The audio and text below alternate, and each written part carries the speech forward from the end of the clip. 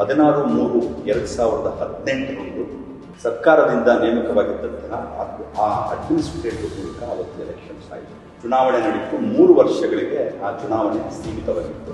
ಅಂದರೆ 15/3/2021ಕ್ಕೆ ಆ 3 ವರ್ಷಗಳು ಕಂಪ್ಲೀಟ್ ಆಯಿತು.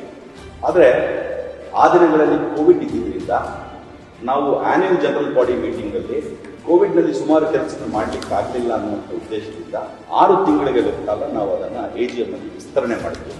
ಅಂದರೆ 30/9/2021ಕ್ಕೆ ನಮ್ಮ ಅವಧಿ ಮುಗಿದೋಯ್ತು. ನಮ್ಮ ಅವಧಿ ಮುಗಿದ ನಂತರ 30/12/2021 ನಾವು ಡಿಸ್ಟ್ರಿಕ್ಟ್ ರಿಜಿಸ್ಟ್ರಾರ್ ಆಫ್ ಸೊಸೈಟೀಸ್ಗೆ ನಮ್ಮ ಅವಧಿ ಮುಗಿದೋಗಿದೆ. ಹಾಗಾಗಿ ಇಮಿಡಿಯೇಟ್ ಆಗಿ ಈ ಒಂದು ಸಂಸ್ಥೆಗೆ ನೀವು ಎಲೆಕ್ಷನ್ಸ್ ಅನ್ನ ಮಾಡಿ ಅನ್ನುವಂಥ ಒಂದು ನಿಟ್ಟಿನಲ್ಲಿ ಒಂದು ಪತ್ರವನ್ನು ಕೂಡ ಕೊಟ್ವಿ. ಈ 30/12/2021 ನಾವು ಈ ಪತ್ರವನ್ನ ಡಿಸ್ಟ್ರಿಕ್ಟ್ ರಿಜಿಸ್ಟ್ರಾರ್ಗೆ ಕೊಟ್ಟ ಮೇಲೆ 161 ಜನ ನಮಗೆ ಪತ್ರಗಳನ್ನು ಬರೆದು ಅವ್ರು ಯಾರು ಕೂಡ ಇಲ್ಲಿ ಖುದ್ದಾಗಿ ಬರಲಿಲ್ಲ. ಈ 161 ಜನಕ್ಕೆ ನೀವು ಮೆಂಬರ್ಶಿಪ್ ಕೊಡಬೇಕು ಅನ್ನುವಂತ ತಿಳಿಸ್ತಾರೆ. ಆ 161 ಜನಕ್ಕೂ ಕೂಡ ನಾವು ಮತ್ತೆ ಪತ್ರದಲ್ಲೇ ವಿನಿಮಯ ಮಾಡಿ ದಿನಾಂಕ 30/9/2021ಕ್ಕೆ ನಮ್ಮ ಅವಧಿ ಮುಗಿದೋಗಿದೆ. ನಮ್ಮ ಅವಧಿ ಮುಗಿದ ನಂತರ ನಾವು ಯಾವುದೇ ಕಾರಣಕ್ಕೂ ಕೂಡ ಹೊಸ ಮೆಂಬರ್ಶಿಪ್ಸ್ ಅನ್ನು ತೆಗೆದುಕೊಳ್ಳೋದಕ್ಕೆ ನಮಗೆ ಯಾವುದೇ ರೀತಿಯಾದಂಥ ಅಧಿಕಾರ ಇರೋದಿಲ್ಲ. ಈ ಮೆಂಬರ್ಶಿಪ್ ತೆಗೆದುಕೊಳ್ಳುವಂಥದ್ದು ಪಾಲಿಸಿ ಡಿಸಿಷನ್ ಆಗಿರೋದ್ರಿಂದ ನಾವು ಬರೀ ಈ ಸಂಸ್ಥೆಯ ಕೇರ್ ಟೇಕರ್ಸ್ ಆಗಿ ಮಾತ್ರ ಮುಂದುವರಿಯಬಹುದೇ ಹೊರತು ಮೆಂಬರ್ಶಿಪ್ ತೆಗೆದುಕೊಳ್ಳೋದಕ್ಕೆ ನಮ್ಗೆ ಯಾವುದೇ ರೀತಿಯಾದಂಥ ರೈಟ್ ಇಲ್ಲ ಅಂತ ಹೇಳಿ ನಾವು ಅವರಿಗೆ ಪತ್ರದ ಮುಖೇನಾನೇ ಅವರಿಗೆ ವಿಚಾರವನ್ನು ತಿಳಿಸ್ತೀವಿ.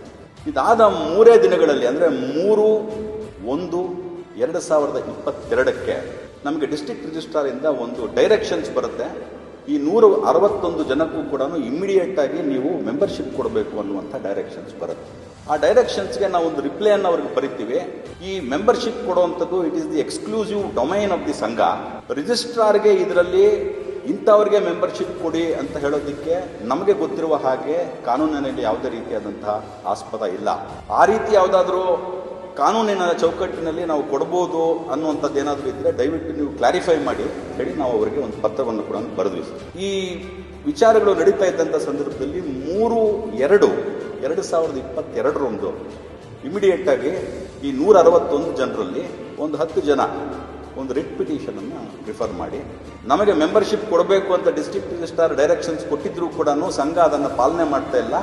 ಸಂಘಕ್ಕೆ ಇಮಿಡಿಯೇಟ್ ಆಗಿ ನಿರ್ದೇಶನ ಕೊಟ್ಟು ನಮಗೆ ಮೆಂಬರ್ಶಿಪ್ ಕೊಡಬೇಕು ಅನ್ನುವಂಥ ಒಂದು ಪ್ರೇಯರನ್ನು ಇಟ್ಕೊಂಡು ಒಂದು ರಿಟ್ ಪಿಟಿಷನ್ ಹಾಕ್ತು.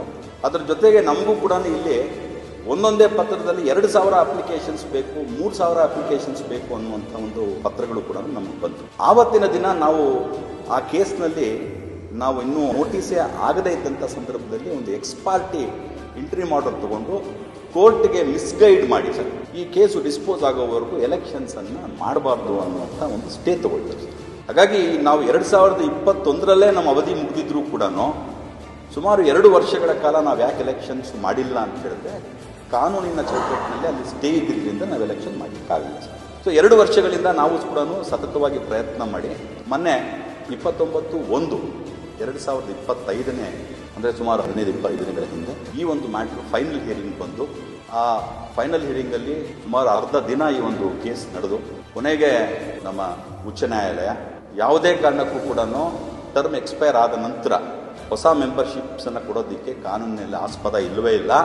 ಆಸ್ಪದ ಇಲ್ದಿದ್ರೂ ಕೂಡ ನೀವು ಈ ರೀತಿಯಾದಂಥ ಒಂದು ಫ್ರಿವಲಸ್ ರಿಟ್ ಪಿಟಿಷನನ್ನು ಹಾಕ್ಕೊಂಡು ಈ ಒಂದು ಸಂಸ್ಥೆಗೆ ತುಂಬಾ ಸಮಸ್ಯೆ ಮಾಡೋ ರೀತಿಯಲ್ಲಿ ಮಾಡಿದ್ದೀರಾ ಅಂತ ಹೇಳಿ ಆ ಒಂದು ರಿಟ್ ಪಿಟಿಷನನ್ನು ಡಿಸ್ಮಿಸ್ ಮಾಡಿಸಿ ಕೋರ್ಟೇ ಡೈರೆಕ್ಷನ್ಸನ್ನು ಕೊಟ್ಟು ಇವತ್ತಿನ ದಿನದಿಂದ 3 ತಿಂಗಳ ಒಳಗಾಗಿ ನೀವು ಈ ಸಂಘಕ್ಕೆ ಎಲೆಕ್ಷನ್ಸನ್ನು ಮಾಡಬೇಕು ಅನ್ನುವಂಥ ನಿರ್ದೇಶನವನ್ನು ಸರ್ಕಾರಕ್ಕೂ ಕೂಡ ಕೊಟ್ಟಾಯಿತು. ಇದು 29ನೇ ತಾರೀಕು ಆದಂಥ ಒಂದು ವಿಚಾರ.